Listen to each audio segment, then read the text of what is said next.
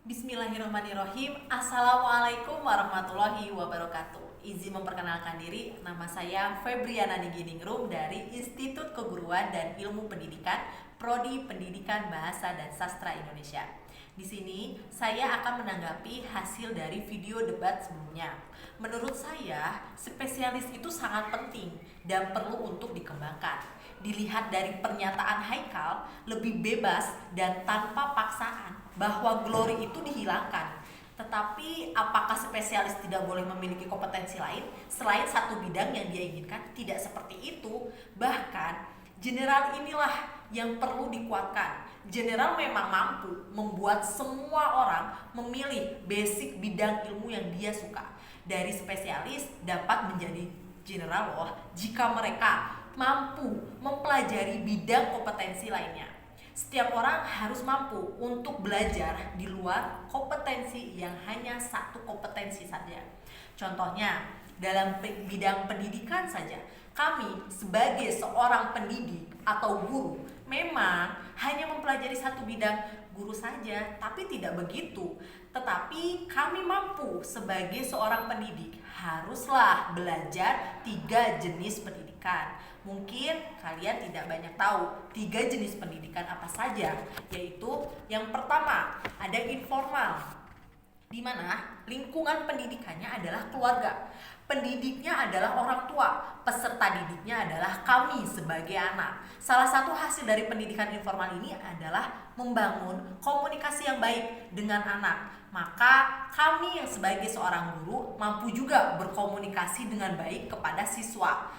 Tidak hanya itu saja, guru bahasa Indonesia tidak hanya mempelajari satu keterampilan saja, tetapi ada 4 keterampilan berbahasa yang kita pelajari. Yang pertama, keterampilan menyimak. Yang kedua, keterampilan membaca. Yang ketiga, keterampilan menulis. Dan yang keempat, keterampilan berbicara. Disinilah dari hasil pendidikan informal kita mampu bukan hanya menjadi seorang guru, tetapi mampu menjadi seorang wartawan atau pembaca berita. Yang kedua, jenis pendidikannya ada formal, di mana lingkungan pendidikannya adalah sekolah, pendidikannya adalah guru, dan peserta didiknya adalah kami sebagai anak didik siswa. Salah satu hasil dari pendidikan formal adalah mengajar. Contoh halnya adalah ketika kita di sekolah diajarkan pendidikan agama, bukan, di mana mempelajari cara membaca Al-Quran yang baik dan benar. Lalu kami sebagai guru bahasa Indonesia juga mampu memberikan pengajaran kepada anak-anak mengenai tata cara membaca Al-Quran yang baik dan benar. Maka dapat dilihat dari Undang-Undang Nomor 14 Tahun 2005, di mana menjelaskan mengenai guru adalah pendidik profesional dengan tugas utama mendidik, mengajar, membimbing, mengarahkan, melatih, menilai, dan mengevaluasi peserta didik itu sendiri. Dan tahapan jenis pendidikan yang ketiga adalah non formal, di mana lingkungan pendidikannya adalah masyarakat. Pendidikannya sendiri itu adalah tutor dan peserta didiknya adalah warga belajar. Salah satu hasil dari non formal adalah mengikuti kegiatan berorganisasi yang dimana kita ditempatkan pada bagian humas IT, maka secara alamiah dalam diri kita akan berusaha untuk belajar sesuatu yang kita tidak bisa. Dari sinilah dapat dikatakan bahwa seorang guru tidak hanya memiliki satu bidang kemampuan kompetensi saja. Dia juga mampu memiliki banyak kompetensi yang lainnya. Dia spesialisnya adalah seorang guru, seperti saya halnya, guru bahasa Indonesia.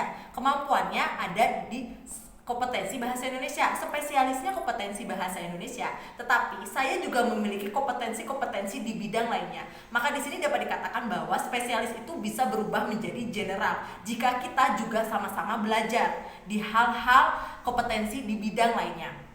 Kita juga memiliki kompetensi diklat dan pelatihan-pelatihan lainnya yang mengarahkan kepada kemampuan kita sendiri. Fakta di lapangan seperti perusahaan-perusahaan, mereka menjaring kualifikasi tertentu bukan hanya pada kemampuan berbicara saja, seperti berbicara bahasa Indonesia tidak, tapi mereka juga memiliki kualifikasi-kualifikasi lainnya. Nah, saya dapat memberikan sebuah fakta atau contoh dalam diri saya pribadi. Saya sekarang baru saat ini menekuni bidang pendidikan bahasa dan sastra Indonesia. Tetapi sebelum saya menekuni kompetensi ini, saya sudah menjadi pengajar tapi di bidang lingkungan. Lingkungan memang bukan kompetensi saya, bukan kompetensi spesialis saya, bukan. Tetapi kompetensi di bidang spesialis yang lainnya. Di sini saya juga mempelajari kompetensi-kompetensi lainnya selain menjadi guru bahasa Indonesia itu sendiri. Nah, untuk kalian yang memang memiliki minat dalam satu spesialis, tekuni dengan benar-benar. Jangan ragu untuk menekuni spesialis kalian. Tapi ingat, kita juga perlu untuk mempelajari apapun yang ada di sekitar kita. Karena pembelajaran itu tidak hanya satu spesialis saja.